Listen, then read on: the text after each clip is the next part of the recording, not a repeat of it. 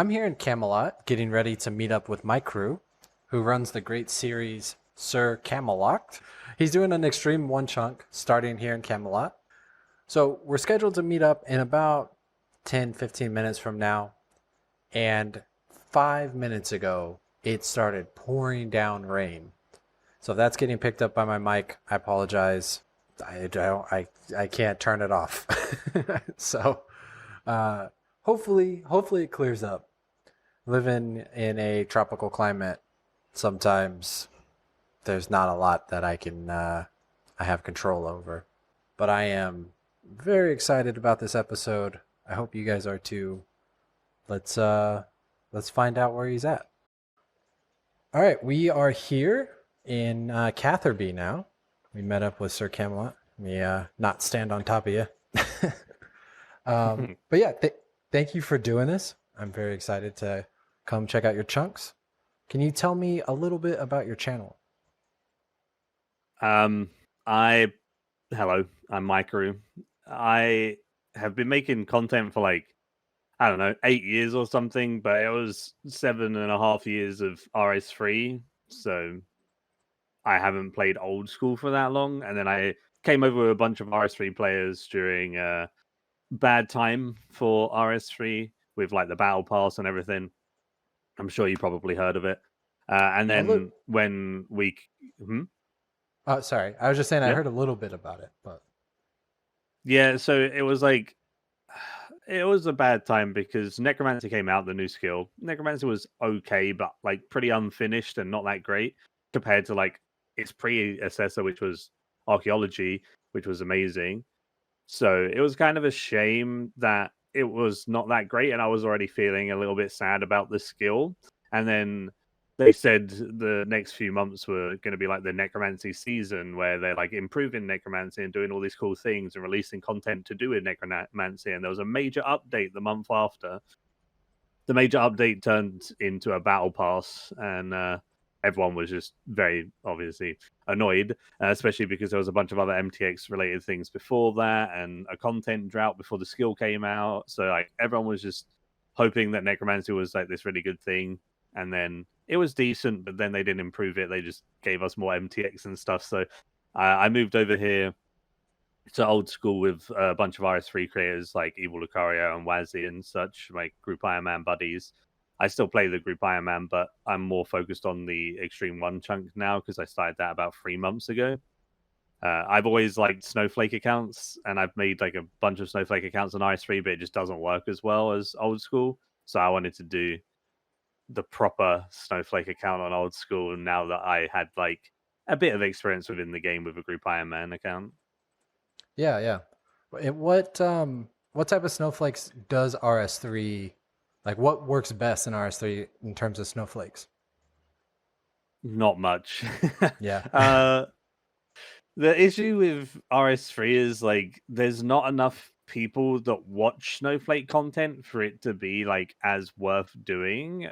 I've made a bunch of different, or like tried to make a bunch of different ones, but they would always only do like okay, and then I would release like a video that takes me 2 hours to make on a new update or something, and then that will get like 10 times the views, and you're like, ugh, it was just very demotivating when you could clearly see what like RS3 people wanted was like guides and stuff like that. They Yeah. they would watch old school for the Snowflake. They wouldn't watch RS3 for Snowflake. They'd be like, why would I watch this on RS3 when I could just watch Swambletics or whatever? So it was just very hard to try and do that. I did a couple of different things. I did like a Ultimate Iron Man because it's not actually an official game mode in RS3. So I did an Ultimate Iron Man for a while. That was decent. It was fun. But I had to keep making a bunch of exceptions and stuff because it wasn't an official game mode. And then it just kind of got a bit annoying. Once I got end game, I was making too many exceptions, I think, or, you know, uh, not having a set in stone, this is what I do. And I didn't really like that. And Yeah. then I also did like leagues in RS3 essentially, where I unlocked regions as I progressed through, and that was quite fun. I enjoyed doing that. That's what I started doing before Necromancy was released, but I just never went back to it after Necromancy because I moved to old school. I think that was probably my favorite like Snowflake account as such. I started in Lumbridge, and then I had to get like a certain total level and complete all the quests that I had available to me, and then I'd unlock another zone, and like my Twitch chat would choose the zone adjacent, and then I think it was like Alcarid next, and then I just like kept unlocking new zones and doing new things, and that was enjoyable. But yeah, it's nothing compared to like old school chunk men and area locked accounts and stuff, because tool belt and things just kind of take away some of that like fun wow factor of unlocking a new skill. Mm. Like you get a pickaxe for the first time and you get mining, you get a axe for the first time and it unlocks all of the wood cutting for you. But on IS3 you just have all of that and it's just Yeah. not as fun. And you also have like Herblore unlocked because you don't need a quest for it in IS3 anymore. So like starting off with Herblore just makes stuff like Chunkmen super difficult as well, because what you're gonna do, you're just gonna be like, oh, I've just found a grimy dwarf weed. Oh, looks like I'm getting 70 odd Herblore straight away from men and women. Like it doesn't work properly, right? Yeah. Yeah. So I only have a little bit of experience with RS3. Um, I started playing when I was a kid, back when it before RS2 came out, and then I quit with EOC and came back, whatever it was, like 8 years later into RS3, and I had no idea what was going on. What was your? When did you get into RS3? Did you go kind of from when you were younger? Did you pick it up later? Yeah, I've been playing RuneScape all my life pretty much. I found it on Miniclip when I was like super young. Oh, Good okay. old Miniclip. I reckon that was Yeah. probably one of the best business moves Jagex have done, the whole Miniclip stuff. Because Yeah. the amount of people that I speak to that are like, I also played it on Miniclip or something is kind Yeah. of crazy because of how Yeah. I big think that that's site where. was when we were kids. Yeah, that's where I found it as Mhm. well. Yeah, exactly. That's what I mean, right? So very good move from Jagex there. But yeah, I was like 11 or something. I'm 29 now, so been playing on and off for like 18 years. I also played until EOC. When EOC came out, I gave it a try and continued a little tiny bit, but I just kind of got burnt out and played World of Warcraft and stuff instead, and Diablo and whatever. Then I came back like probably like 2013, 2014 for a little bit, but it didn't stick. And then I came back again in like 2016 or so, and I started making videos alongside playing, and that kind of was more enjoyable for me because my passion is like video making and stuff, and content creation has always been something that I've really enjoyed. So I think that just allowed me to not get burnt out of the game, or uh, had me strive for things that I wouldn't have done before. Like I maxed, and then I was like, oh, I'll never get a 200 mil skill, and then I got some 200 mil skills, and then I raced for like rank one archaeology and necromancy and stuff. So I obviously the content creation side motivated me way further than I thought it would. Yeah, yeah. Did you start playing with the idea in mind to make videos, or did you start playing and then think about, oh, this would be great to start a series on? Yeah, I actually started just for funsies because my friend was playing, and then he quit, and I continued playing. You know, the classic story of I came back for my friend and he doesn't even play anymore. Yeah.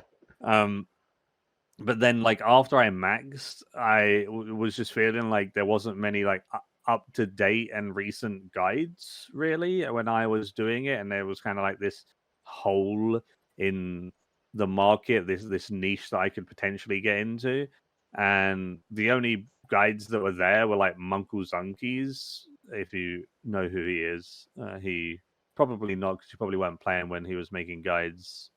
Yeah, I'm But not he was sure who like, that is. yeah, okay. He's like an OG guide maker for RS3, and everyone would refer to his videos as like Munkle Math and stuff because he'd make some mistakes here and there. And he was a really really good content creator in general, though. Like besides the Munkle Math, uh, and his videos were like 6 years old at the time of me maxing. So like they were the best videos, but they were still so out of date. And I was like doing all this research myself and getting all of this knowledge that isn't in guides. And it wasn't Mhm. really on the wiki properly because the wiki had like suboptimal ways. So that's kind of what motivated me to like make videos, so I could kind of put what I learn into a video format and see if people liked it or see if it helped people. And yeah, it kind of just slowly grew. So how was the transition for you and your audience going from RS3 to old school? Were they okay with that? Were they excited about it? Were they upset? I think it was pretty okay. There was obviously a couple people here and there that were like, "Ah, you betrayed the video game." Like you can't Yeah, play yeah, multiple games or whatever. yeah. But yeah, I think a lot of people were kind of annoyed with the whole battle pass situation anyway. So I had quite a few people come try it old school with me. Like we have a clan called RS3 Refugees that's constantly full that we have to keep kicking because obviously it's 500 out of 500. So a Yeah. lot of those people in that clan, especially at the start of the clan, were all people coming from RS3, and it filled up within a few days. So it definitely was this big exodus, I guess, or like we caused a lot of people to be like, I'm just gonna try it. And I feel like me plus the other people in the group Iron Man all being RS3 caused obviously a pretty big shift, or maybe people playing both games. So then it wasn't Mm. so bad. It wasn't like we were just playing and people stopped watching or something. They kind of played with us and like leveled with us and done their thing as well. And I have a lot of friends that still now either play both games or only play old school at this point. Yeah. Are you still playing both? Or are you mostly focused on old school now? Yeah, I'm mostly focused on old school, but I have played RS3 occasionally. I made a RS3 guide for like a new boss dungeon that was released recently, but I don't know whether I'll be making too much RS3 content in general. I think I'm just gonna stick to like Chunkman, and then I also have some ideas for some fun old school style content.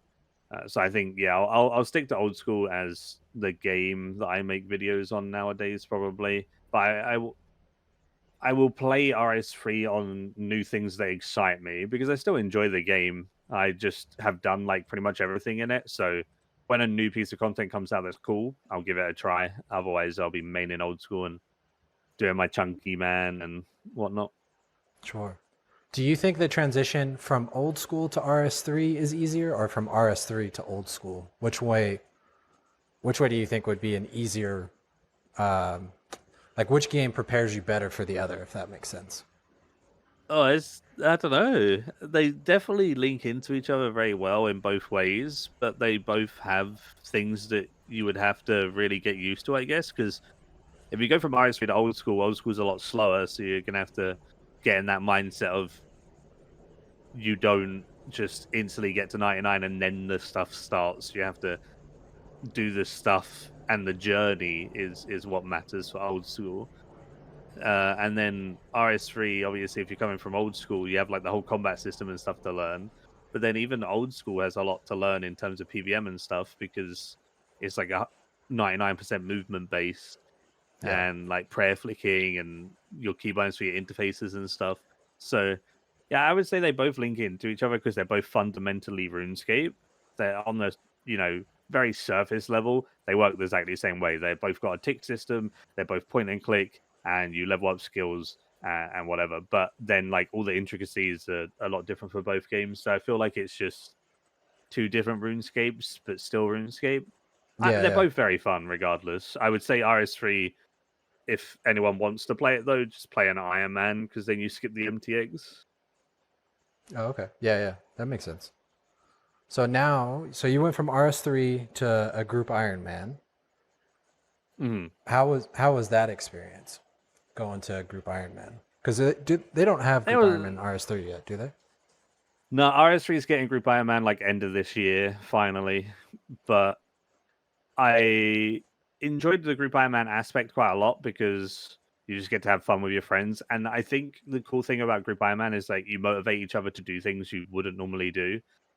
Like I got an Inferno cape on my Group Iron Man like 6 months into playing, and I would never have tried it as early as I did if like Yeah. Wazzy didn't get one. So my teammates kind of motivated me to do that higher tier PVM or to try these things. And then the same applies to a bunch of different skilling and new methods that are in old school. Like I saw Ken doing sepulcher and stuff, and it was like, I want to give that a try. And those type of things are really fun. So it kind of motivates you to get those things unlocked, and that's really cool. I think that's the best part about Group Iron Man, where you work together in terms of pushing each other. Yeah. Yeah, this account actually is an old Group Iron Man that I de-ironed. But I played Okay. up until about, I think about probably 20 total levels under what I am now. And it's a lot of fun. It does really motivate you to get stuff done because you don't want to slow anyone else down, and you feel it's that camaraderie of being on a team. Yeah, definitely. It's quite fun. I like it. It works really well within RuneScape as well. Yeah, yeah. So what got you into Chunkman? What was there a series? Was there something that like inspired you to want to make your current account? I wanted to do a Snowflake account because I do really enjoy that type of game modes, but I didn't want to do like a Tile Man because it didn't really appeal to me. Tile Man wasn't really what I was looking for, and then there was stuff like locked accounts and such, and I couldn't really think of something fun to lock myself to that hasn't already been done. Because obviously there's like chest locked and boss locked and stuff, and those type of things are always really, really cool. And then area locks. So I didn't really gel with anything in particular, and I thought that my go-to would be something like a Trunk Man because I have been watching like Limpwort for years. Even playing RS3, I would watch like Chunk Man videos and stuff, and I would watch like uh, a bunch of others like Verth and Josh Isn't Gaming and a bunch of the boys. And they were always quite inspiring. Once you would watch a video, you'd be like, damn, that guy grinds or whatever. And I kind of just wanted to give the grind a try and see how it was. Yeah. What are your thoughts overall so far? How do you feel about it? I love Chunkman. I'm glad I chose Chunkman and not something else because it's not like my rules and I'm following someone else's, and I like that a lot more. Because one of the issues I had with like Ultimate Iron Man on RS3, for example, is there was no official rule set for it, or there was like nothing to really follow, and I had to do it all myself. But I like that this has already all been made. You have the Chunk Picker website, which Source Chunk has made absolutely perfect, and then you have the rule set that was first made and then improved. Well, maybe not improved for everyone, but for me personally, with like Limpwort's extreme take on it. And I can just kind of put that into the Chunk Picker, and I've got it all there. I don't have to worry about, can I do this? Can I do that? I know exactly what I can and can't do. And I like that a lot. And it's worked really, really, really well. And I've had an absolute blast so far, although this current grind that I'm doing with all of the tasks in my chunk that I've kept adding has made it quite a beefy chunk, but I should Yeah. be out of it before the end of the year, so that's good. Yeah, that's. I know you have a ton of stuff. Off the top of my head, there's the Smoldering Stone, right? And then you've Yeah. added in Puro Puro. One of the cool things about your series is that I haven't seen a lot, but you unlocked a bunch kind of right away. And I think, did you unlock the Hellhound in your first episode? Was it your second? Yeah, I did at the end of the first episode, yeah. And so normally with Chunkmen, as they are unlocking chunks, they're kind of stuck in their new chunk for a long time. But the more your series goes, the more tasks you're getting in all your original chunks that you unlocked. So you have like this Yeah. mega chunk that you have to work on. Yeah, it's been really fun to unlock things that make my chunk harder, but also save me so much time that it kind of balances out. So that's been really cool because it would have took me about a minute and a half to kill a Hellhound, and now once I've done my Puro Puro grind, I think it's like 30 seconds to kill a hellhound, so it's like 3 times as fast. So just that alone, when you have to kill 32,000 of them for drop rate, potentially Yeah. more, is a lot of time saved, and I've just spent that time elsewhere, and I'm able to still progress my account, and it's not all just me killing hellhounds. So my thought process of like unlocking new stuff was, it kind of keeps the video a bit more varied and takes about the same amount of time, even if it's a little bit longer. It will take probably like 50% longer in total because of having so many grinds now, but I'd take that 50% longer chunk than just being stuck to hellhounds for the majority of it. Yeah, yeah. Did you consider backlogging the Smoldering Stone at all? Nah. No.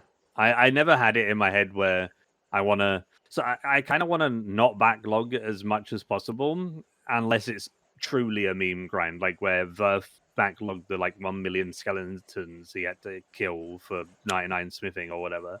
Yeah, yeah. Those type of grinds are just impossible, especially when you're making a YouTube series. So having to backlog that, sure, it makes sense.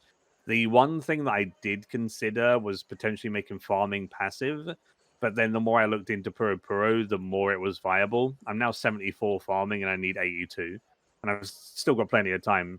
So there's no way I'm not going to get 82 farming at this point because of Puro Puro. So I'll be fine with that regards as well. I don't want to make exceptions. I kind of want to stick to the rule set as close as possible. The only places I might have to make exceptions in the future is like smithing, because like superheat as a training method, I don't really like, as it's kind of one of those like meme ones where you have to get so many nature runes that it kind of makes it impossible off the bat anyway. Yeah. But other than that, yeah, I don't want to make any exceptions. And if that means I have to go get a really rare item like a smoldering stone, then I'll do it for sure. Is there any item? So this is kind of a two-part question that I like to ask. But is there any item that you wish you had in one of your chunks? And is there any item that you can think of that you're glad you don't have access to because it would create a bigger grind for you? Oh yeah, I don't want mining at the moment, because Yeah. as soon as I get mining, I need to get at least 90 for a size 9 star. Do you So have one in your chunks? I have it outside the Catherby Bank, and I think there's one like near the Legends Guild as well. So I have like 2 or so in my chunks. But the biggest issue with that is that I only have access to a bronze pickaxe when I started, and I just didn't want to get any mining levels until I got like tin or copper, so I could actually train. Because at that time, 90 mining with a bronze pickaxe would have been like an eternity. I have an Addy pickaxe from a medium clue now, so it's not so bad. Yeah. But I'd still rather wait, and I'd much rather do mining from like actual rocks and maybe even like Motherlode Mine or something, because Falador's not that far away from me. It's like 3 chunks away. If I go like Taverley Dungeon down to the mine and then Falador, like I'm in there. Yeah, yeah. So if I could get like Motherlode Mine or Falador Mine or something like that, then I'll be happy. I just don't want to do it on stars and only stars, because that's so AFK and so boring. I just don't Yeah. want to. Yeah, it's nice if you have time to AFK, but if you're trying to play, stars are awful. Yeah, exactly. And if I'm forced to just stars, it'd be quite horrible. I don't mind my current chunk at the moment because I do have some AFK grinds, but I've been trying to walk like 10k steps a day for the past like couple of weeks, and that's been like a fitness goal of mine. Yeah. And I just load up RuneScape Mobile and I chop these willows and I make arrow shafts, and that's my AFK activity while just like walking around. And then as soon as I get home, I'll then actively play. I'll do Puro Puro, or I'll do whatever I need to do, make arrows, which are obviously not AFK. So I was doing all of the stuff that is AFK while like getting other stuff done. And Yeah, yeah. if it's only mining stars, I'll never have that activeness. And I don't want that. That'd be horrible. But at least like if I do unlock mining with an actual mine, then I can do the active mining when I get home, and I can like AFK stars while on a walk or something. So that's perfect. Like I love the freedom in old school to be able to choose how active you are. I don't like being forced to like one thing. Yeah. Yeah, that's one of the best parts of the game is there's any level of investment you want to put into it, you can do. You can Hmm. find an activity that can match your ability to focus on it. You can have super sweaty like Yeah. Inferno, which is crazy that you did that 6 months in. Is that your first Inferno cape? Yeah, well, on old school, obviously. Yeah, I haven't Yeah. played old school since like the release of old school. Before I came to it with my group Iron Man buddies from RS3, so I'd only played like the release week or two of old school type thing. Gotcha. How many attempts did it take you to get that cape? Do you remember? 40 or something like that. That's still really Uh, good. yeah, it took a long time. As in, I think once I had done like my first like 20 attempts, I always made it past like wave 50 type thing. So then Mm, those next 20 attempts were like at least an hour. So that was like, 20 plus hours of just sure. sending attempts. Um, I think I died at Triple Jads once. That was just because I didn't have the healers tagged, and there was a healer hiding behind like the corner of the Jad, and I couldn't see it. Mm. And then I started Yeah. panicking, and I missed a flick and died. That was my first ever Triple Jad. But then I didn't die to Triple Jad after that first time. Uh, but I died to like Zuck like 4 times. I think I got it on my 5th attempt. So yeah, there was a lot of deep runs, and it was really fun to like solve the waves because it's more of a puzzle, and Yeah. that's what makes old school so much in like more enjoyable, especially for Zuck, because Zuck's in RS3, but everything is static. The spawns always spawn in the same place. The triple Jads spawn in a place where you can literally safe spot them and you don't have to tank all three. You just kill them one by one by standing in the correct spot and safe spotting them. And I find that like unfun because there's no fun solves and Mm. replayability. RS3 is like you just do the same thing, stand in the same place, rinse and repeat. Whereas old school is all about that thinking on the fly. And I think that's why I enjoyed Zuck in old school a lot more than RS3 in general. And it's also a lot harder because of that. Yeah. Yeah, I kind of think of it like micro escape rooms, Like you get Yeah, thrown yeah. in and you just got to figure it out as you're going. Yeah. That's a good way of thinking of it. Yeah, and like even when you're super accustomed to it, I got to Zuck, and then the next run I died on like wave 54 or whatever when it was like the double blood wave, and it's like very demotivating, but at the same time you can just get those really annoying waves where everything spawns where you don't want it to spawn.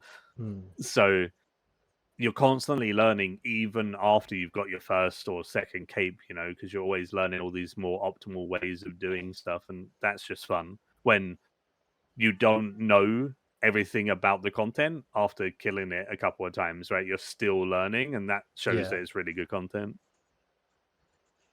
So coming over to your Sir Camelock, has there been anything that you've learned about this area that has surprised you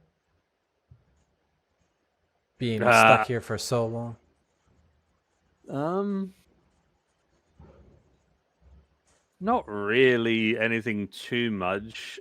My chunks are pretty generic, I would say. Like, there's nothing too crazy going on in them. Uh, I don't think there's anything that's been like, oh my god, type thing. Yeah. Because I think the only thing that I found that was really cool was I was able to get 6 woodcutting by just joining in other people's forestry events by just standing there. That was No. fun because, like, I was lamping. I lamped to level 2 woodcutting, and then I was like, wait, why am I lamping this? Because I might be able to actually get it. And I was able to get participation XP, not like full XP, but a decent amount Sure. by just Yeah, yeah. standing there when the events would spawn and then getting the XP that way. So then I could get my steel axe, which was level 6, from just doing forestry events by standing there. So those type of things were cool. And I like those type of out of the box solves or ways of doing stuff that a normal account would never ever do. But then you have that in just leveling methods as well, right? At the moment, I'm catching implins in Puro in the northwest of the area. I'm catching anything nature plus, so they respawn every 90 seconds. And then I'm catching a lot of magpies and natures and ninjas at the moment. And then when I open them, I get a bunch of rune items, I alch, and then I spend on more arrows. So while making arrows, I'm getting money for more arrows. So just trying to get the most out of like your chunk and doing things in an efficient way while being inefficient by being a chunk man has been really, really cool. I think that's the best thing about a chunk man. Not necessarily like the things in your chunk surprising you, but getting the most out of your chunk or pushing your limits by being efficient. You know. Yeah, yeah, it's cool when everything feels like it starts feeding into itself. When one grind prepares another grind, and you get a cycle going. Yeah, and I think So that's what's been nice with unlocking new things as well, right? They all link into yeah, each other somehow. yeah. So I don't know if this would be a spoiler or not. So you don't have to answer if you don't want to. But what KC are you at with Hellhounds now at this point? I haven't done any Hellhounds since my last video and my hard clue that I got from them. Well, I guess 7 hard clues that I got from 6 hard clues that I got from them, right? Because then it guarantees one. The weird thing is like RS3 and old school clue steps are different. Like hards on RS3 are 5 to 7. So I think 7's max, but it's actually 6 on old school. So my brain just gets a bit confused. But this time I ended the last episode saying that I wanted to get a 99, and that's what I've been doing. I really want a 99. So for the last 3 weeks I've been fletching. I'm 96 at the moment. Oh, So I've nice. got 3 levels to go. But yeah, I've mostly just been doing the fletching grind with arrows, and then again, like I said, with the Puro catching imps to get money back. But money's a bit of an issue for me right now. I'm like pretty much all out of money, so I am gonna have to do something to get a bit of like starting cash again, even if it's just go do Puro normally and get some items, and then out those for like a mil, and then go ham again. Yeah. But shouldn't be 'Cause too much longer. I should be able to get 99 in like a week or two. you're doing rune arrows. That's what you said earlier, I believe, right? Nah. Oh, Rune's no. way too expensive. Yeah. I would be very poor. I'm doing every time I hop worlds in the Fletching store in Catherby, I'm buying like 150 iron, 150 steel, and like Okay. 50 myth. Gotcha. And then I just make a mix of iron, steel, and myth arrows. And then you end up using those on the Hellhounds, right? Yeah. Well, I have a lot of arrows now, so I don't think I'll use them all on Hellhounds at this point. But I have like 200k myth arrows, 600k iron, and like 750k steel now. So I'm kind of set on arrows forever, which is nice as well, I Yeah. guess, as a side effect. Yeah, especially after you get the 99. You don't want to ever touch that again if you don't have to. Yeah, exactly, right. That's the hope. But I do want to go ahead, and when I'm gonna do Hellhounds, I want to use magic there as well, because I've got to get 87 magic with enchant bolts from Puro now. So I think Oh, that's right. my current goals to make the chunk efficient is I'm gonna get the 99 fletching just because I wanted a 99, and I want to start like knocking off chunk tasks instead of like spreading it out, because there was like 2 or 3 episodes now that I haven't really done any big tasks, and they're just kind of looming over me. So I want to start kicking those off. 99 fletching is going to be the first one. Then I want to get 89 hunter, because Puro gives me all of those good like runes and resources and stuff like that. Yeah. Then when I go to Hellhounds, I can use the runes for a bunch of kills. And then once I've used up all of the runes I've got from 89 Hunter, I will then go ahead and use range for the rest until I get the stone. So Gotcha. then like all of those are ticked off. Then the last thing is what, like 99 fire making, and a bit more magic training from like runes in my bank or whatever. So should be pretty good doing it that way. It sounds very simple when I say it like that, but it's still like, probably a good like 50 days gameplay still to get all of the chunks done, the tasks done, but that's okay. Yeah. Well, because you had mentioned you think you'll be out of your chunk by the end of the year, and while we're recording That's this my is goal, yeah. August 1st, so that's 4 Yeah, months. yeah. You're still looking at that's a lot of stuff to do. Yeah, as the only time that I could see myself not getting out of the chunk by the end of the year is if I go really dry on hellhounds. Like if I go so dry on hellhounds that I have to kill like 100,000 of them or something, then maybe I won't be out the chunk. But hopefully, we'll see. We'll see. I'm hoping that I don't go like too much over rate. If I do go over rate, I'm hoping to get the stone around rate, and I'll be very happy. And I think Yeah.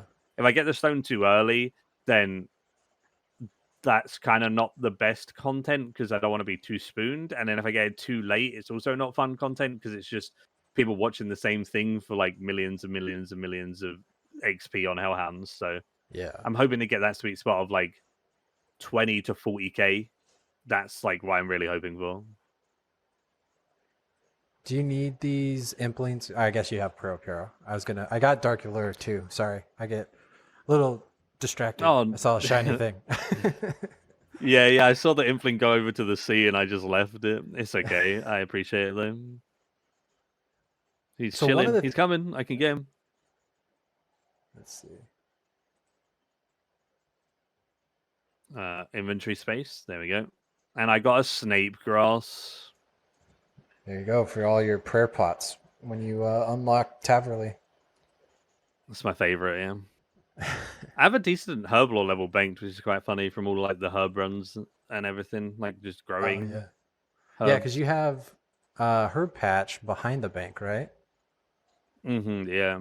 And then I do the allotments whenever I have like watermelons from Puro, and then I have the fruit tree patch on Catherby Shore as well. So I do a fruit tree every day. It's pretty good. I get like 10 to 15k XP a day in farming, so it really adds up. I've got like 1 point odd mil XP, 1.1 mil XP now. So Nice. Yeah, that's really good. I'm looking. you were at the gonna chunk. ask something, I think. Yeah, that's a good point. I don't remember what it was. Sorry. When I was catching the imp, you were about to say something, and I felt bad because you stopped saying it. No, you're all good. I'm looking at the chunks. Do you have? So, say you unlock Taverley next. Do you have the meat available to you to unlock Herblore? Or are you? Because I know you got bears near the Legend Guild, but I don't think there are cows around here, right?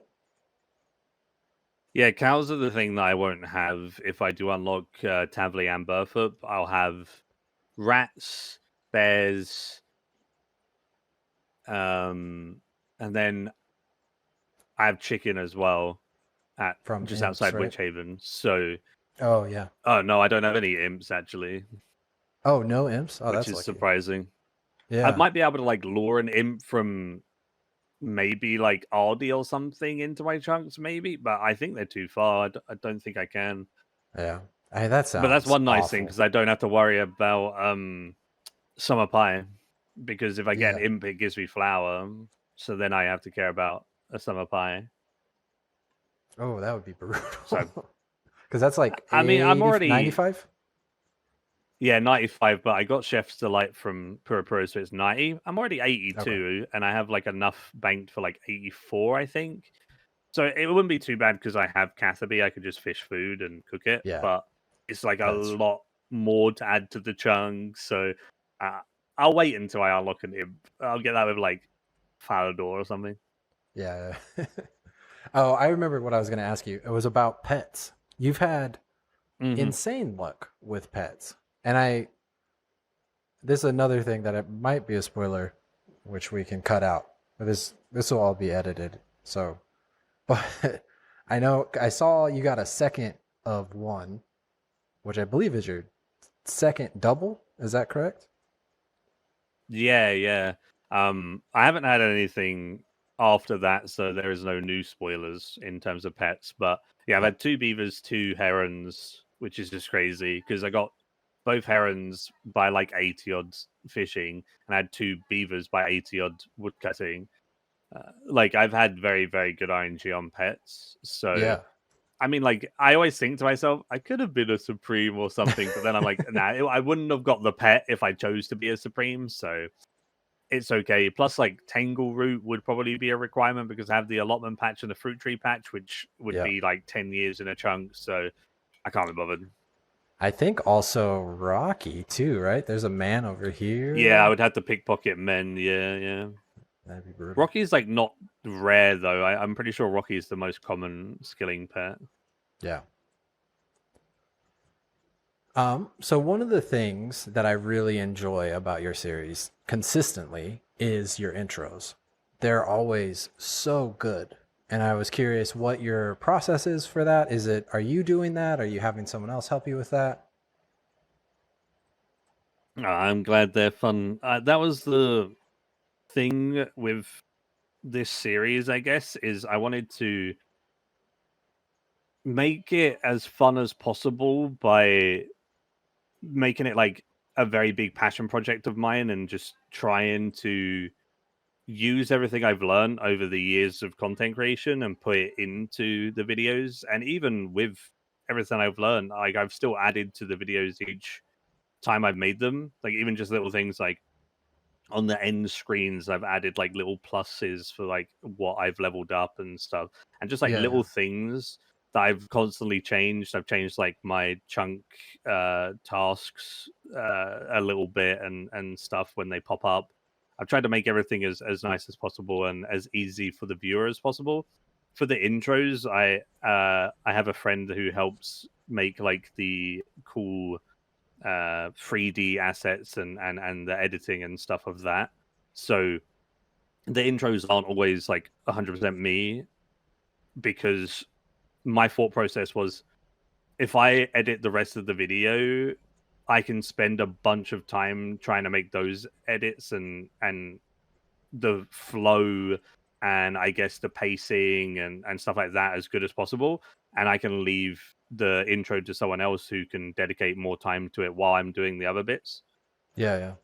And the same applies with like the Puro Puro animation was from the Scold, who's an insanely talented animator with Blender and stuff. So I wanted to include those type of things that are like professionally made to try and make my series as fun to watch as possible. And also just to have that, like I am so happy that I own that like animation for Puro Puro and it's in my videos, you know, because it's just so Yeah. sick and it's cool to have those things that really relate to you, your channel, your series, your character. And like I've always loved that ever since like Swampletics when he was doing the big grind for temple trekking. He had this really cool animation, and I remember seeing that, thinking, "Wow, I would love to have that one day." And now I kind of have that with the Pro Pro, and I have another surprise for when I get my Smoldering Stone. So there's a bunch of things that I can include and have in my series that are professionally made, whether that's the intros or the animations and stuff. That's not, you know, me doing it. It's just my vision, and then the Yeah. rest of the video is all edited by me. Yeah, I think they flow really well into each other as well, which is something that is kind of a pet peeve of mine watching some videos is when there's like this really cool kinetic animation into something that is tonally so different and you've blended both of those so seamlessly that if it wasn't for the game border, I don't think you would even notice that it shifted from the Blender animation into your game. No, that's very kind of you to say. Yeah, I don't know.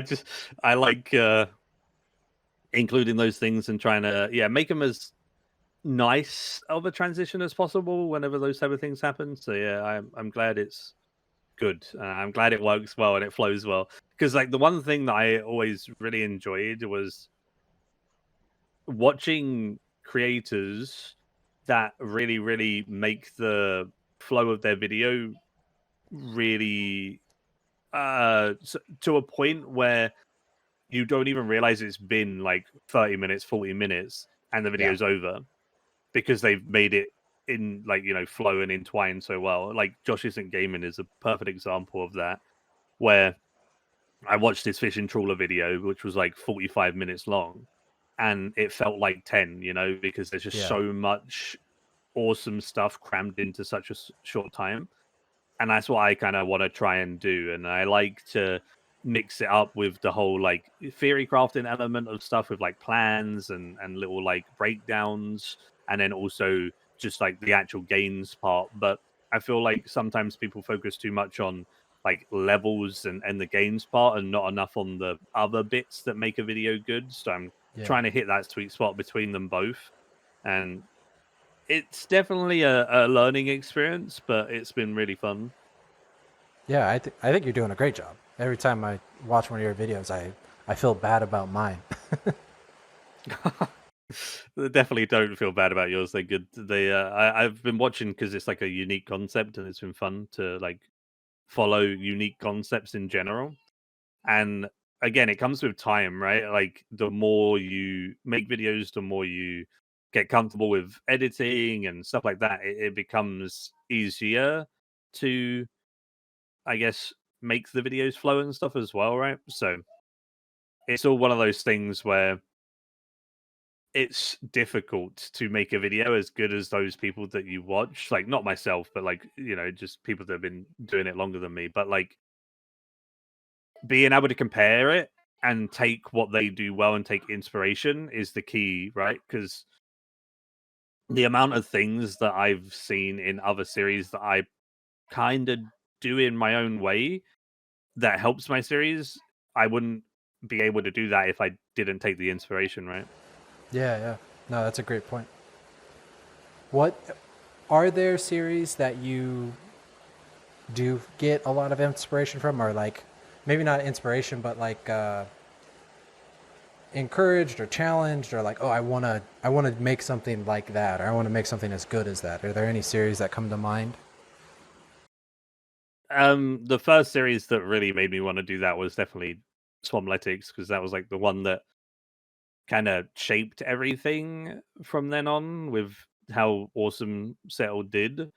But even aside from that, like I don't even think Swampletics is Settled's best series. I actually like his one inventory like mini series the most out Yeah, of yeah. anything he's ever done. And that was like kind of like an underrated one, I feel, when it came out, because it was in the middle of his Tile Man and stuff. So like everyone was talking about the Tile Man, but I was like, nah, the one inventory series is like so much better. It was just so well made. And like his nightmare mode now is obviously really fun. So he's always innovating, always creating cool content and making the storytelling flow really well. So I've taken a lot of inspiration from him. And then I know, for example, like Josh Isn't Gaming has taken a lot of inspiration from Settled as well. And then you can see that in his videos. And then I've also done like similar with Josh, where I've taken some inspiration from things he's done. And then even just people like Limpwart and Verf and stuff who grind so intensely and really condense it down, kind of got me in that like mindset of not having to show every single level you get and every little thing you do, and just like highlighting the ones that are actually important. And I think one thing that really helped me was putting myself in like the viewer's shoes and thinking, if I was watching this video, how would I feel about seeing this type of clip 3 times in a row? And like sometimes I'd say to myself, like, oh, that is a bit boring, so I'd just cut one of them out and just keep two. And then just trying to get that sweet spot of certain, I guess, clips and repetition and things, so that you can kind of craft it as good as those people you take inspiration from. Yeah. What do you have an idea of what your return, like, so if you're going to make a minute of a video, how much time would you say you're putting into the game to get that minute out? Oh, it definitely depends on the part of the chunk that I'm doing. When you first unlock like a new skill and stuff, obviously the return's going to be better. Yeah. But for example, this wood this like fletching grind, I'm estimating to take me probably about a month, and it's already taken me 3 weeks. So the return on that is going to be something abysmal. I'm going to have to spend like 15 days in game, or maybe even a little bit more, and then I'm getting one video that's like 30 minutes long from 15 Yeah. days. So yeah, that's like half a day a minute. It's like 12 hours a minute or something. But then Yeah. the episodes that are a bit earlier were probably like 10 days for a video. So then that's a little bit better. But yeah, every video that I've done is, I'm pretty sure my time played on every video has been around 200 hours, if not more. Okay. And yeah, that makes it to be what, like a good amount, right? If it's 200 Yeah. hours, and I've got like a 30-40 minute video from it, that works out to be About 300 two, minutes per minute. yeah, like 5 hours. Yeah, Yeah. yeah. So like that sounds about right. Yeah. Yeah. That's a lot of time. Like I was watching your speedy montage of your fire making, and I was just thinking like, wow, that's like this. It was such an entertaining way to tell that story of like setting everything on fire. But I'm just thinking of the behind the scenes part of it, where it's like, wow, there's a lot of time to get this story beat. Yeah, it was like 10 seconds of me saying that I was gonna break it down because it's boring watching it, and then 10 seconds of a montage. So like 20 seconds was like 25 hours. Yeah, that's brutal. But like, that's the thing that I don't know. It's one of those ones where you kind of have to do stuff like that, otherwise, it just people just aren't gonna keep watching, or they're gonna skip through the video. And I never really Yeah. want people to feel like they should skip through my videos, and I'm hoping that by doing stuff like the fire making montage, people will know that I'm not just trying to like milk one little bit, and I'm putting a decent amount of time throughout, so that if they skip, they might miss something big that has been condensed down. Yeah. That's like the main goal of it, right? Because if you skip 1 minute, you might have just missed that fire making montage, which was a fun piece of content and a lot of time and a lot of gains, right? So Yeah. I'm trying to keep that sweet spot of people not wanting to skip, because there's been times where I've watched certain series and it's just, I guess, like repetition, or like nothing too big happens. And I never want it to be the case where I've made a video and there hasn't been like a goal and a finish and then everything in between. So Yeah. I guess the biggest thing for me is I won't make a video until I have a payoff at the end, whether that be, for example, on, episode 1, it was I wanted to finish that chunk with the fishing at least, and then another episode I didn't want to stop until I got the air runes and I got my axe, and then the next one was like I didn't want to stop until I got my magic short bow, and then like I didn't want to stop until I at least done one hard clue from Hellhounds. It's like all of those things, at least there's something big that happens every time, and that way people aren't watching a video and thinking nothing happened, or you could have Yeah. condensed this, like you've rushed this out or something. Yeah. Do you kind of script the ending before you start playing? Like, do you have a goal in mind where, okay, I want episode 3 to end with this moment and work towards that? Or do you kind of find it as you're playing and be like, oh, that's a good stopping point? Yeah, I kind of go in with the mindset that I'm going to do X, Y, or Z, because it's easier for me to do something if I set my mind to it and I know exactly what I'm doing. I think that's why I like Chunkman in general, because they give you tasks, so you have to do those tasks. You can't just go and kill this boss, then that boss, then that boss, then do this skill, and like you're bouncing around everywhere. I found that really hard to put into videos sometimes for like my group Iron Man and stuff. Like I did the whole RS3 player tries old school, and I had fun with that. But I was just bouncing around so much that it was really hard to put that into a video. it was fun because like on stream and stuff, everyone was having a laugh, everyone was enjoying themselves, we were trying stuff for the first time. But then in a video format, it came across decently, I think, but it doesn't come across as well as like Chunkman and stuff because of how well they do that. So yeah, I go into a video thinking this is going to be what I end today. I don't want to make the video until I've done this. And then however long that takes, that's how long it will take until my next video.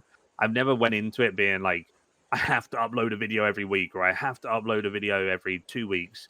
Because when you set yourself a time frame, at least in my opinion, you're sacrificing your quality at some point by trying to fit that time frame, whether that's your 5th video in or your 10th video in or your 100th video in. You're going to sacrifice quality at some point because life happens. Like you might get busy IRL, you might go on holiday, you might do whatever, and then you can't quite get what you need to get done in that time, and then that just means that your viewers are going to have a worse experience, and at the end of the day you're making it so they have a good experience, so you want to kind of stick to that, right?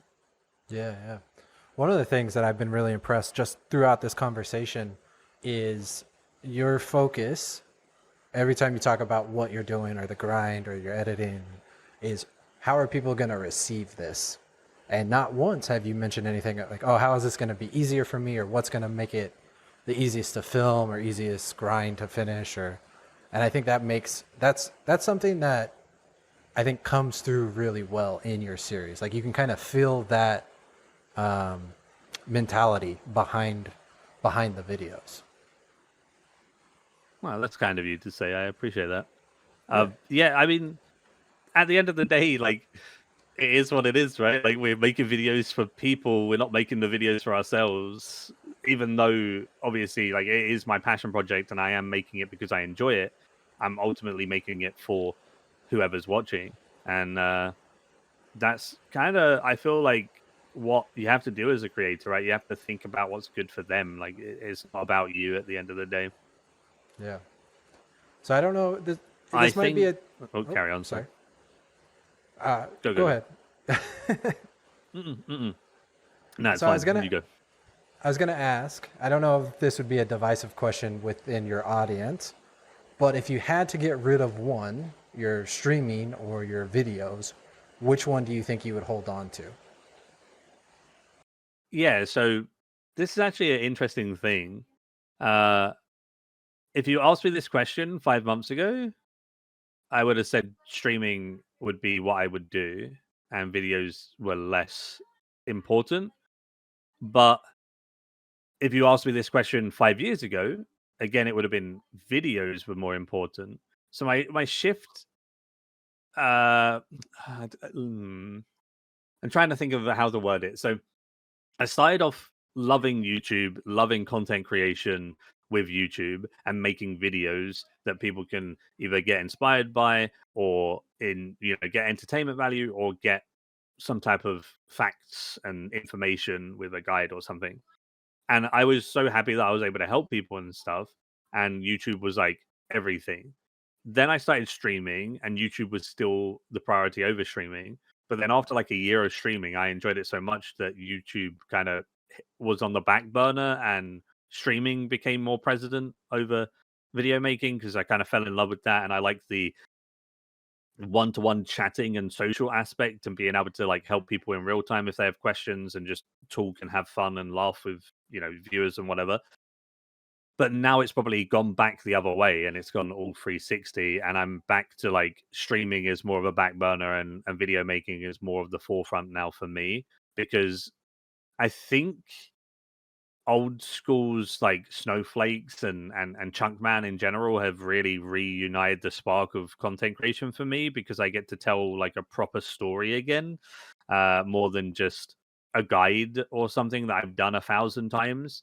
So I think ultimately, like the TLDR, I guess, is I enjoyed making guides and stuff, but then after doing it so many times, I kind of got burnt out of that and I enjoyed streaming more. But now with this new found passion of storytelling through like Chunkman videos, I think I'm now back in love with YouTube. And if I wanted to cut anything, I'd cut streaming at this point.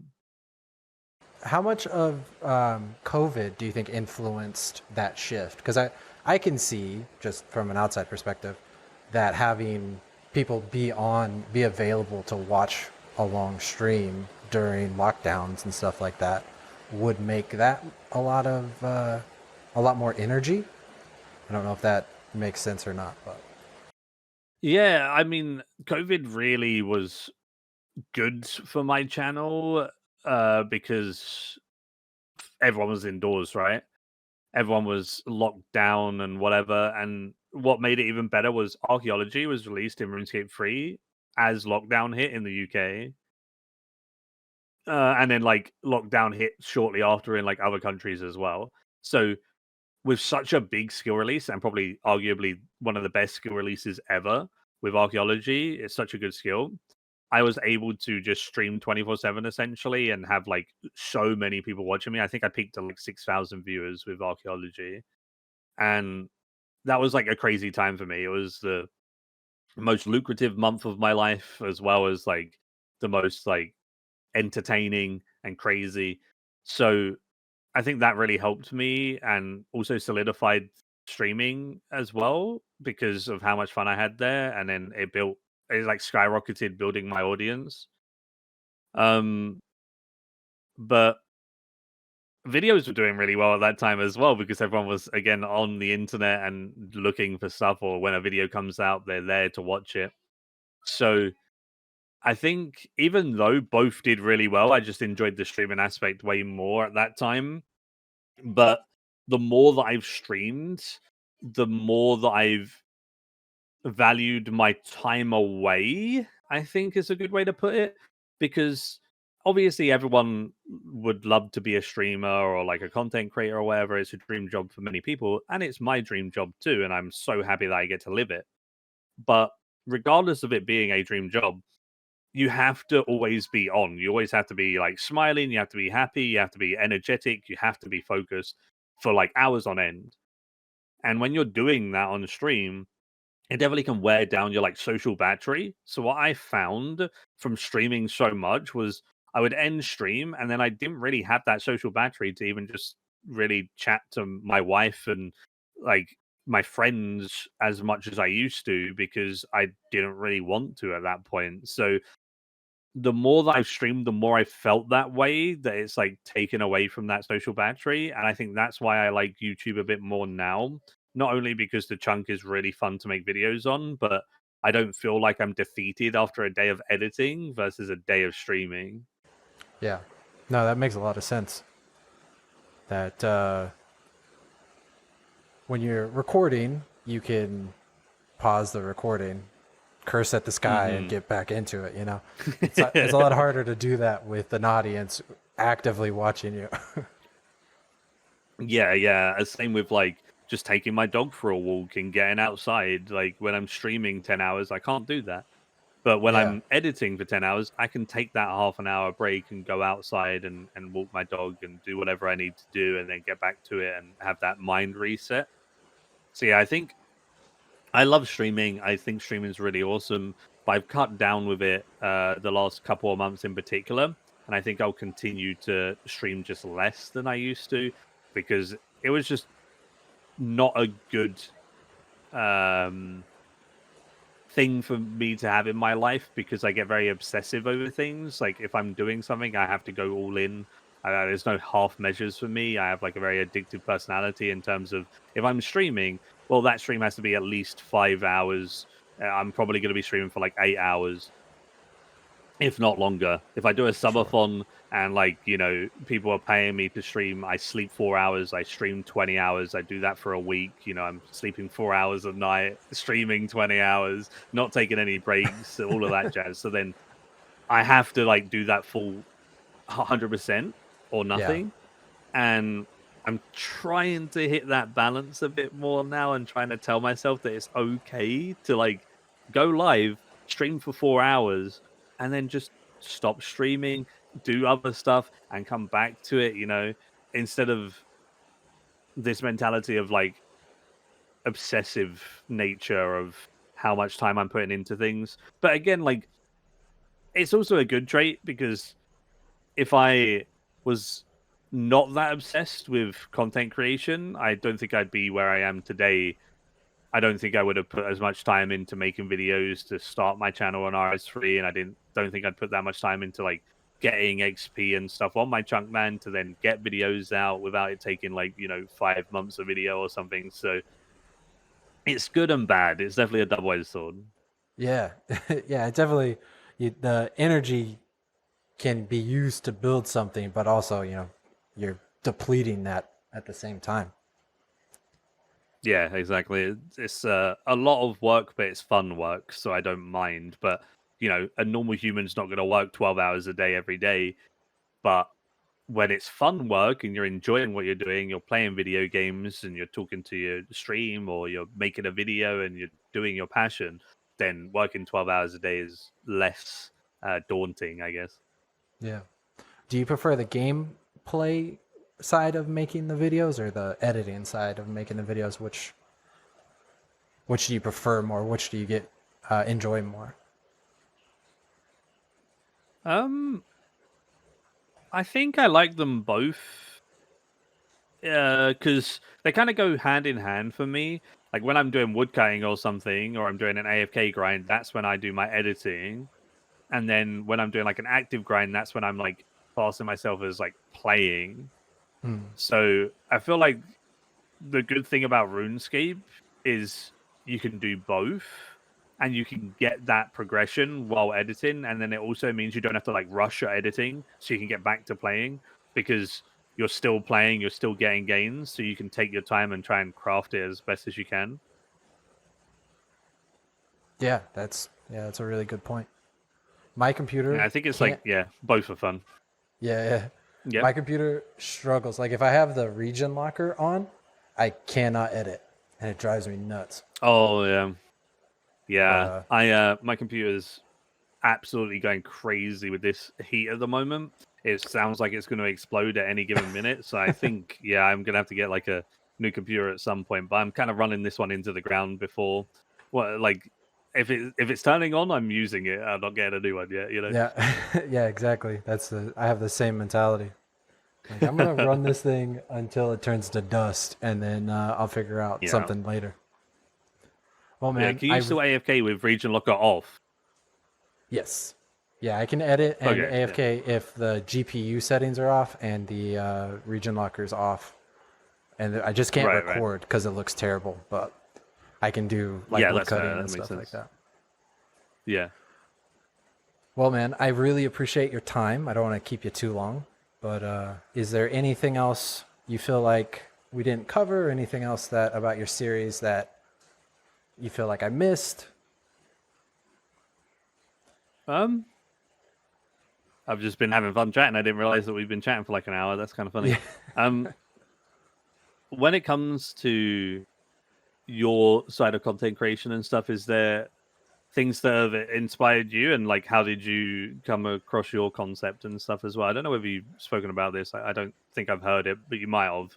Yeah. But like, so I started watching Alex Bailey. They did their 3 episodes so long ago, and then I started watching Slayer Bro, and I watched his series and every time his video came out, I was watching it, and then Lipwort's videos came out, and then but I wasn't playing at all. Like I had surgery and I was laid up for about a month, and so I was just like watching all this stuff, Minecraft videos and RuneScape videos and stuff like that. And then when COVID hit, I made this account, this GIM. I joined some people and played with them for a while and started watching more of Limpworts and more chunk series that were coming up. Anything that I could find, I was just like consuming it, and I really wanted to do it, but I had like a few hurdles for myself of what I didn't like about it. And one was, I think you kind of had mentioned it, when it's 5 episodes of just fishing tuna, and it's like, wow, this is not something I would be excited to make, and it's not something I'd be excited to watch. And so that was the one thing. And then the return on investment of how much time I'm playing to how much time I can get out of it was the other thing. Those were my two big things. And so I honestly, I thought about it. I mean, not the entire time, but it took me about a year of just like, well, what would I do? What would I, if I changed anything, what would I want to change? And it's like, well, if I could change chunks every video, that would be something. I was like, well, what structure can I put around that? And eventually the doing it for an hour clicked over like, oh, if I move around, that will avoid me doing the same thing. Although, unfortunately, it's mostly wood cutting for the for a little while. Every chunk has trees in it. Yeah, so I didn't avoid that too much, but it has been other areas, which has always been exciting. And it's kind of like I was saying before, the micro escape room. I go into a chunk and it's like, okay, what can I do and how can I spend this hour to get the most out of it to work towards getting a max cape? And that's kind of my soft goal for the account, which I don't know how long that will take. But yeah, so that was kind of, it was just like trying to solve the things that I didn't like about what the production of the of a series is, of just doing something so repetitive for so long. Because like if I play just for fun, I'll do 30 minutes here and then go do something 30 minutes there, like go from thieving to Vorkath to, you know, I don't know, agility. It's just like constantly moving. And that's what I've always enjoyed about it. And I was trying to crack a way to bring that into a series. And then the final piece was I really wanted to make a series that I could have consistent uploads. And as of now, I've been able to do every other day. And I have my season 1 finale is coming out, and I'm going to take like a 2-week break and then get back to it. But I've really enjoyed having that goal. It's like a small little task I can hit. I try to get a video. Well, I try to record a video every day, and I try to edit at least one every 2 days. And then if I get ahead, then I'll be able to condense more chunks into one video and just kind of move throughout that. Yeah, that makes sense. And like when it comes to you changing so much, it makes it so as like not a full-time creator type thing, you have more freedom, which is nice. I like that concept in terms of like you might only have an hour to play, but you can still do that chunk and have fun with it for that day. And you don't have to play like, 12 hours a day. Yeah, exactly. Because I normally wake up super early. I get up about 3 a.m. every day, and my kids are sleeping until about 6. Why? 3 a.m.? Yeah, it's been like 3 years every day, 3 a.m. No matter time what do you I sleep? do. It depends, but between 8 and 10. Okay, I'm not too bad then. You're still getting an okay amount of sleep, but yeah, that's like 7 hours max though. That's not. You should get 8 hours. Yeah, it's definitely not ideal. I'm a zombie at around 5 o'clock. I'm like, right, you know what I mean? But so my kids are sleeping until about 6, so I have about 3 hours where I can film and edit in the quiet. And then like some of my videos you'll hear if I start filming past 6, going to 7, 8 o'clock, doors are slamming, my kids are screaming in the background. So I try to avoid that. But it's been really fun to get up, drink some coffee, start filming, and then edit and have that done for my day. And to start my day with like a hobby. I got to experience a hobby. I got to finish a task, and I got to be productive in a goal of making this series. And I'm starting almost every day with that checklist. Has been so like refreshing or nice. I don't know what the the right word for it to express the emotion, but it's been really fun. Yeah, no, that's cool. That's a fun way to do it for sure, and it's cool to see the behind the scenes, I guess, of other people and stuff, because my day just kind of revolves around RuneScape, but then yours starting with RuneScape and then forgetting about it is really nice. I wish I could like detach myself a bit more. I've got better at it, but it's so hard for me to like turn off. Even when I'm like out and about with the wife, I then like will just talk to her about RuneScape or something. It is Yeah. like I'm yeah, I find it hard to detach, but she plays RS3 as well and such, so she likes RuneScape. It's not like I'm just talking to her about nothing, but Yeah. uh it's sometimes like just so hard when you're doing it all day every day to stop doing it. I've definitely got better at it. Like I have board game days where I don't even think about RuneScape and I just play board games with my wife and my friends, and we have a good time. We go out for a meal. Those type of things are really fun, and they break up that like mental strain of being in all day and stuff. Well, you got a quiz master, nice. Oh, yeah, But send him away. you dismiss. Do you have Sorry. a style baguette already? What's that? Do No, you I have a don't. style baguette on that?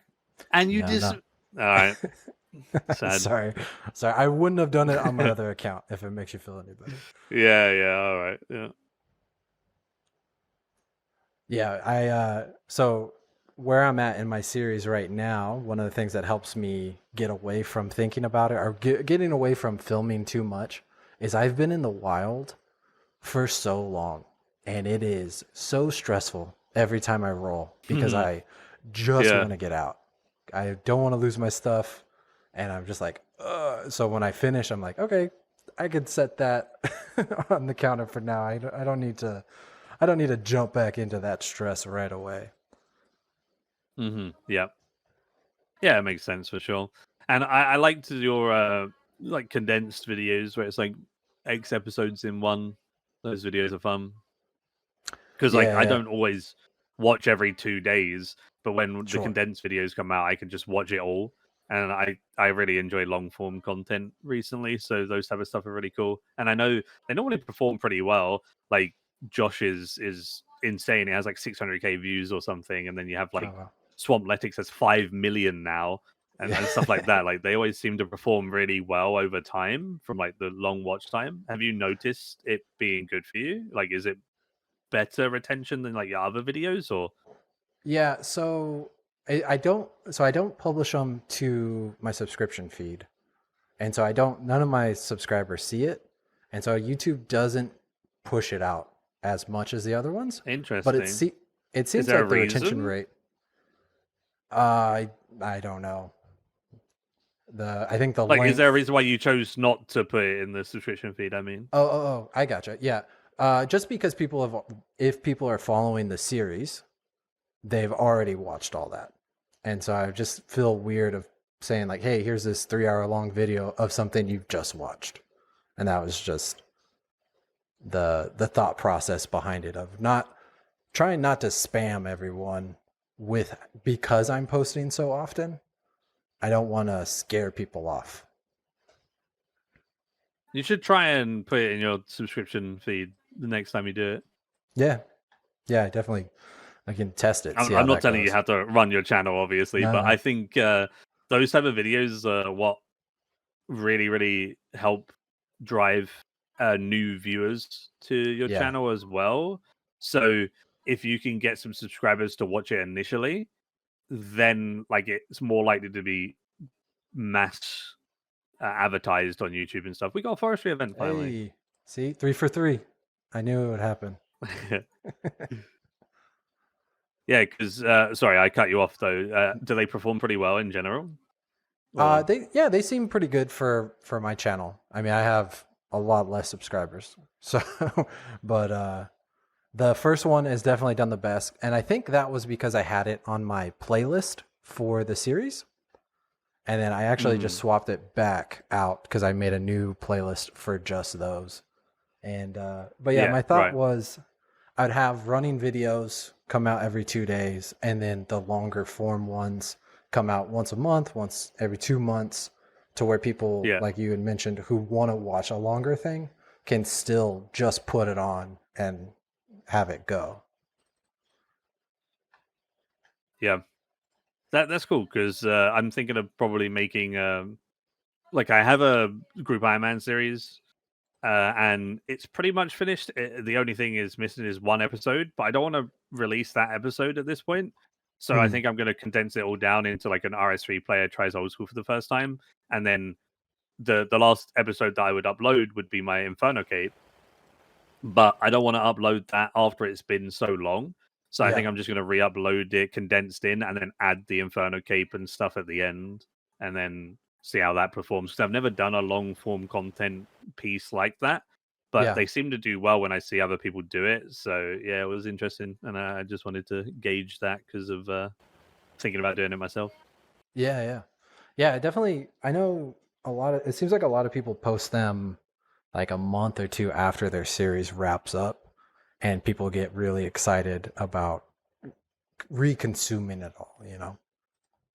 Yeah, exactly. Yeah, so that's what I'm hoping, and also like for me, hopefully if like someone who enjoys my chunk man sees the video of like a 5 hour, well, it'll probably be like 4 hours long or something, of like just content of RuneScape, and my impressions and stuff, maybe they'll be like, oh, I'll click that, I'll take a look, and then again, then it hopefully will get recommended and draw more eyes, and then more eyes to the chunk man. Like at the end of the day, I want it all to come back to the chunk man essentially, Yeah. but it'd be cool to potentially get more people to check out the channel from something like that. Yeah. Well, do you have an in-game goal in mind for this account? Is there something? Is it unlocking the whole map? Do you have like an Inferno cape in mind? What would you? Is there something that if you did, you'd be like, okay, maybe I'll be done with this and start something new. Yeah, it'd probably be like unlocking a bunch of chunks, or like maxing or something, because I feel like once you get to a certain point, you already have like all of the stats and stuff, and then you're just like rolling for the sake of rolling. But Yeah. even Limpwart's not at that point yet, really. He's still got some long grinds that he's recently done with his rune crafting and stuff, right? So even with how much time he's played, he's still not even maxed and still going strong. I think that this account's going to keep me occupied for a long, long time, but it may slow down at certain points if I have like a really long grind, and that's why I want to try and put out some other old school related content between it, and have some ideas for that, but uh not anything that I have like concrete. I do have a game show that I'm going to do soon, and I'm going to upload that and see how it does, between probably like after my next video with my 99 fletching. It's probably going to take a little while until I get 89 Hunter for another video and stuff. So in that like hiatus period, I want to upload a game show with a couple of old school creators that I have planned to record soon. So I'm going to try and, I guess, make content that's fun that people will hopefully still enjoy between the chunk man, and then it should be fine. Even if the chunk man doesn't really have an end goal, if I'm releasing that consistently every month or so, and then I have something else in between it each time, I think people would not mind that too much, hopefully. Yeah. No, that sounds fun. Is it like I don't want to ask too much about a series you haven't released yet, but it like when you say game show, like more trivia leaning or more task leaning, like Gilnor games or Yeah, it's not like Gillenor games. It'll be more like trivia based and question based. Like they don't have to uh go do things, but they're like yeah. answering questions. But the questions are stupid, like in terms of they're goofy. It's not just like, oh, X, Y, or Z, how much XP do you need for this level? Like that type of like really specific trivia. It's more like one of the categories is called puns. And I say a pun and you have to work out what the pun means and stuff. Like just silly ways of Yeah. having it. So it should be entertaining for people to watch. It should be silly, have some laughs, and then also it's not 100% like who's the best at RuneScape or knows the most about RuneScape. It's also Yeah. just a way to make people think, I guess, in like out of the box ways. So it should be good fun. I used to do them on RS3. Mm. Like I've done RS3, like the chase, deal or no deal, who wants to be a billionaire, uh Jeopardy, Family Feud, like stuff like that. And I loved doing those with content creators. I've done it with some J mods for RS3 and stuff as well. And I want to do that more for our old school because I think whenever I would do them on RS3, people enjoyed them. So I'm hoping that things I've learned from that I can then put into old school again. So everything I've done with RS3, I kind of want to test the waters with on old school as well and see how they go, and use all the lessons that I've learned over the time of my content creation and see what works and what doesn't. I could release the game show and people just really dislike it. It doesn't get many views, it doesn't get any traction, and I'm like, okay, well, at least I've tried it.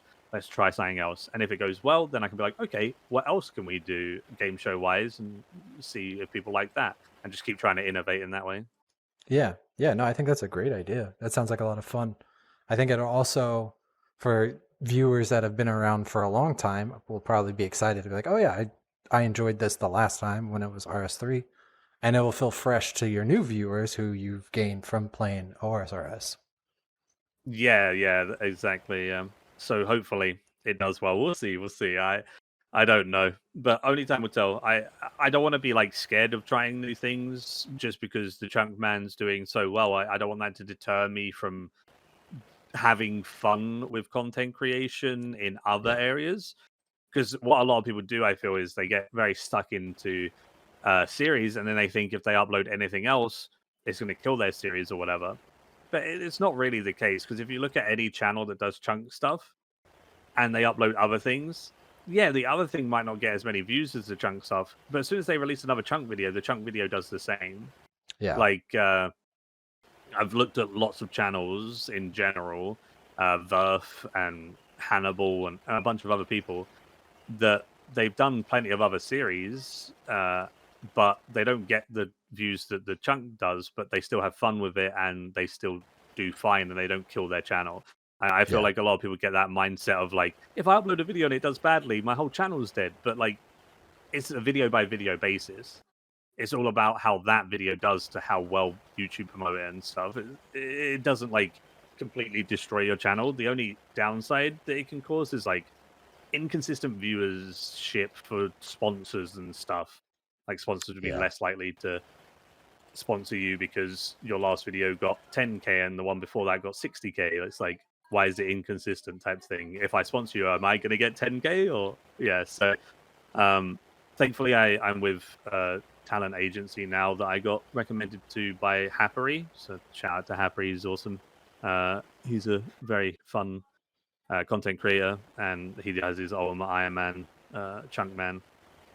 And yeah, thanks to having that like agency now, they kind of do all of the legwork for me and then just take a commission. So I can get sponsors pretty consistently because they're quite trusted. So if I tell them like this is going to be a chunk video, it's going to do well, they're like, okay, we can tell them that and we can relay that, and they'll trust our judgment on that type of thing. So thankfully that isn't a issue for me. Oh, hey, you got a Leo. Yeah, off I go.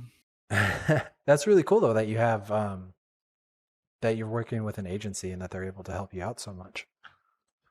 Yeah, I mean, old school has been helpful for me in those regards with like either content creators, friends that I have that have helped me out, or stuff like the agency, and Jagex themselves have been really awesome to me since I moved over to old school. So it's so interesting to think about playing this on mini clips into thinking about this now being your career, you know? Yeah, crazy. It's pretty nuts how like time changes and how everything goes, and the fact that I played RS3 and now I've come full circle back to old school as well is also another thing, because I never thought I'd be making content on old school, and I didn't really have plans to. But then just randomly on a whim, I was like, well, I'm going to give it a try because everything that was going on with the whole battle pass and stuff. And then it's kind of just like fate, right? Being in the right time, right place, and everything coming together. So I'm super thankful that I'm able to be in this position. And I'm thankful that, I've got people that will watch me, and I've got this channel. and I want to just try and do everything I can to maximize it and be around for as long as I can, right? Whether that be the Junkman focus or like trying those other things to see if they do well and sponsors, so then I can get cool things in the video, like commissioning the scold for the animation, like pretty much everything I've done, even just the sponsors and stuff. I wanted to take those so I could make my videos better. Obviously, it's my full-time job, so sponsor money is nice. But Yeah. the forefront of my mind was I can now reinvest more back into the video. Yeah. Yeah. Because before I would like have help with the intro, but like that was my budget done. Now I have a bigger budget because of sponsors. I can get those cool animations. I can do these things, and everything's just coming together really well, and it's been really cool. How much? Just this is just curiosity on my part. How much time do you need to give the scold if you're gonna post a video? Like, how much time does it normally take him to get back to you on the video that you're asking for? Yeah, it depends on how busy he is because he does a lot. He does like thumbnails for so many different creators. Like he does daily thumbnails for Behemoth and stuff, for example.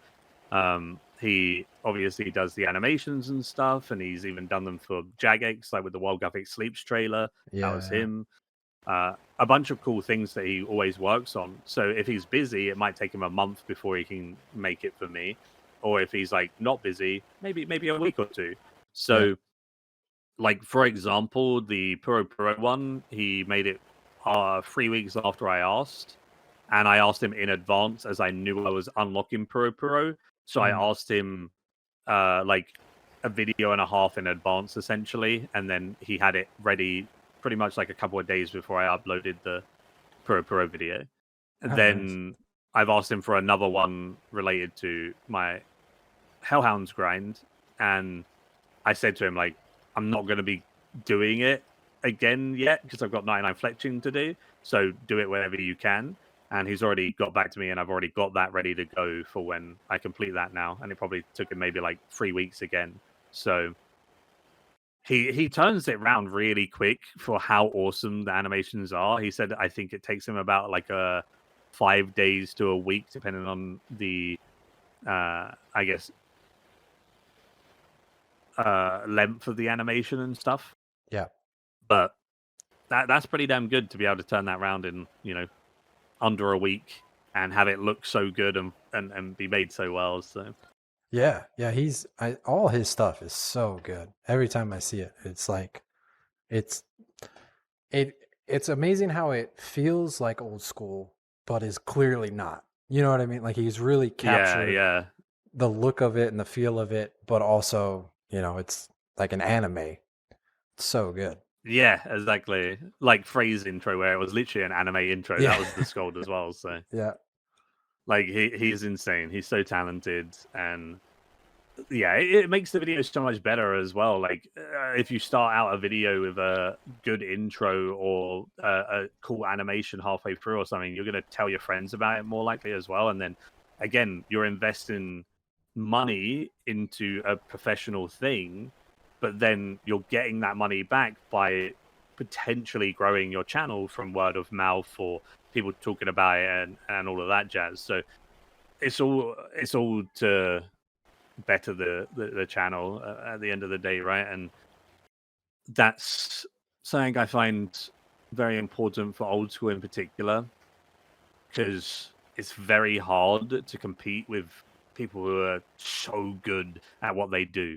Like Yeah. you watch a video and you're like, my goodness, that was insane. Like that's so well made. Like I definitely felt like that with Josh's fishing trawler video. Yeah. And I was like, man, that video is so nuts, and it's probably one of the best videos I've seen of recent times. And to be able to convey it in such a way, I don't think if like, for example, nothing against Limpwort, but like his editing style and stuff is he puts everything really quickly and just like really condenses it down and is all about like big gains more Yeah. than like the editing itself, right? But having Josh have that bug and like capitalize on it, Mhm. I think his editing brought that out more than like anyone else could. Yeah. So then there's a lot to learn from that, right? Yeah, it was something I was thinking about the other day. Kind of along the lines of return on investment and like the stuff you make, the stuff Josh makes, and it's kind of like video essays where like especially Hmm. Josh like lays it all out and like it's very kinetic, right? And Yep. I was like, what is Limpwort doing that he's getting a return on? And I think it's like almost like legendary status or like a legend. His grinds are just so awful, and most people Yeah. would Yeah. backlog them or skip them. And Hmm. the time he's playing to the amount of video he's getting is abysmal. I have to imagine, but Oh he yeah. Yeah. doing it first and going through a lot of this stuff that other people would just have skipped. It's like this thing you want to talk about. Yeah. It's like, did you see him get 99 construction without a saw? And then everyone's Yeah. like, what? Like, yeah, it's that thing where you're talking about his grinds, not his editing. Whereas I think for Josh, you're not talking about his grinds as such. You're talking about the way that he's laid it out and the theme of the video, not the Yeah. XP of the video. So it's definitely different types of content for everyone, Right. and they both do it in amazing ways. Like I love watching Limpwart. I watch his videos as soon as they're posted. I love watching Josh. I love watching like a bunch of people, but I think for example, they're the two people that I would compare to or take inspiration from for those two things. Everyone else is like somewhere in the middle where they do a bit of both and Yeah. stuff, but they're like the kings of those things. Like Limwat's the king of the grinds, and Josh is the king of the like video essay format type thing. So Yeah. Yeah. if you can watch their videos and try and take inspiration from the things they do and make it your own, then I think it'd be a successful Chunkman series in general. And I think that's helped my series be successful on top of me already, I guess, having some viewership and stuff. Uh, the first video took off a lot more than I expected. I think it's like 150k views now or something crazy. Like I never expected that. When I made it, I was just thinking, it'll be like 20k views. I'll have fun with it, whatever. But yeah, I think taking those inspirations and doing what others do well in your own way is the key to progressing on YouTube and stuff like that. And again, thinking about the viewers' perspective is super, super key. Like Yeah. sitting down and just rewatching it and being like, oh, that bit was a bit boring. Let me change that, and like rethinking and revisiting and stuff if you need to. Yeah. Well, and the other thing, and like, no offense to Josh, no offense to Limpwort, but if they switch channels, like if Limpwort was making Josh's series and Josh was making Limpwort's series, I think they would both do terrible. I Oh, think definitely, yeah. and it just they both fit into their own niche so cleanly. Hmm. Yeah. And that's the cool thing about content creation. It shows that anyone can do well as long as you lean into your strong suits, Yeah. whatever that might be. And being able to capitalize on that strong suit that you have and that skill that you have is definitely big for it. And I'm so glad that people have been watching me and they find me entertaining enough. So I'm just going to keep doing what I can, and hopefully it goes well. I'm excited to put out the 99 fletching video because most of my videos were between 2 to 3 weeks between an upload, and this one's already been 3 weeks, so it'll be like a month between it. So I always get nervous when it comes to upload time. It's like, oh, it's been a while. Do people remember me? Have they forgotten about me? And then you upload it and you see like people are watching it, people coming in and they're having fun. So then you're like, oh, okay. And then you're zero stress after uploading it after, it's been out for a few hours and people are coming in. So Yeah, yeah. Yeah, I think I have a weird perspective on that because a lot of my, so episode 41 just came out and I just uploaded mhm. episode 50 um like 2 days ago. So I have 9 videos ready to go. And so Yeah, yeah. my stress is always like once I get it done, I'm like, okay, time to do the next one. Yeah, it's good to be ahead though, for sure. Hey, we got another I one. don't. Yeah, Fox event. That's good. Um, I have like 4 whistles. Spoiler alert. Oh, no. Oh, it took me a while to get my first whistle. I think it took me to like 91 woodcutting for my first whistle, Yep. and I'm nearly 93 now. So it's been like just under 2 levels, and I've had 4 whistles now. So yeah, I don't know what happened there, but the foxes like me apparently. I don't think I've actually done this one yet. We just disarm the traps. Is that it? Yeah, that's it. You get Hunter XP and Woodcutting XP, and then you get a big Woodcutting XP drop at the end and a potential whistle. And the Yes. whistle makes your beaver into a fox, right? Yeah. Oh, yeah. Yeah. The once they did the Forestry 2 update, I want to say I started playing my Shifty Chunks account and have just Mm-hmm. not played any content. Like I haven't been to Valamore yet. I haven't done any of the new stuff. Are you not a fan of like altscaping to spawn events and stuff like that? Do you not like alts? I do alts, especially one of my previous videos. I ended up dying in the Dark Fortress in the wild, where Mm-hmm. where all the runes are.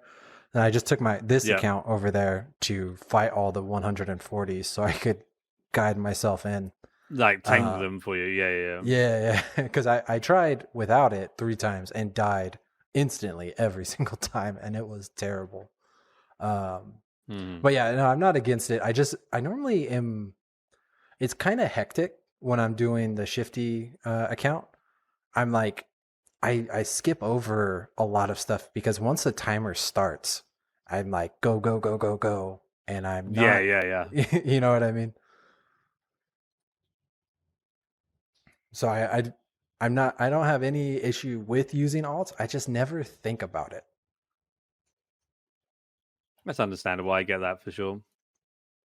Like I've been using alts, but only when I need to. I would say is like my one Yeah. where Puro without Dark Law would literally Awful. drive me insane. I would go insane. So I have my Iron Man Dark Laws, and then I'll catch it. But even with Dark Law, the amount of times that you've Dark Lawed the imp over, and you have to wait until it reaches you, and then there's like a bot that steals it from your grasp before it Yeah. gets to you and stuff. Oh man, it's still not a fun experience, especially with the No. bots in Puro, but at least it makes it better for me.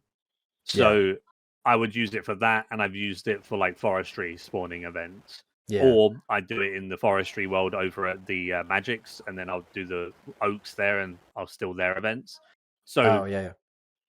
I feel like if I'm doing willows and I'm using my ult, there's no difference than me being over at magics and stealing other people's events. So I might as well do it. It's just stealing my ult's events. Yeah. So I wouldn't use my ult to like get an unfair advantage, I guess, is the thing that I kind of draw the line on. If Yeah. it was like so much of an advantage that it kind of ruined the chunk or something, then I wouldn't do it. But yeah, I think Yeah. also fine as long as you use them for like aiding instead of like completing and doing something that you couldn't do without your. Yeah. If it's saving you 10 minutes, I think that's the perfect time to use an alt. Like if you're gonna have to stand there and Mhm. wait for something to come and get in your area, or you can drag it over, lure it over with your alt, and just cut out that 10 minutes of waiting so you can actually get to what you're trying to do. It's like, yeah, that makes total sense. But like you said, when Yeah, it's because chunk breaking or game breaking using the alt, that it becomes less fun to play that way. yeah, yeah, because it's not something that you could do without your ult, and then that just feels unfun because it doesn't feel like it's you doing it. It feels like it's your ult doing it, right? Yeah. Yeah, and then it's like, well, why not just be a main at that point? Yeah. All right. Well, you said thank you for chatting like half an hour ago. So yeah, Yeah. I probably should stop chatting now, and we should probably wrap it up. But it's Yeah. been really fun to chat about everything Chunkman, RS3, old school content creation, all that jazz. So I do Yeah. appreciate you having me on, and I love talking. So hopefully people enjoyed listening to us talk. And yeah, let us know in the comments down below if you made it this far. Comment Shifty is cool. Yeah, true. Appreciate that. Yeah, I thank you again. This has been great. I really love getting to hear the behind the scenes stuff and your process, and your series is really so well done. I think it's something you should be very proud of. And yeah, everyone go subscribe and check out a series if you haven't seen it. And I never know how to Yeah. end these. I always end them so Yeah. awkwardly. Potato.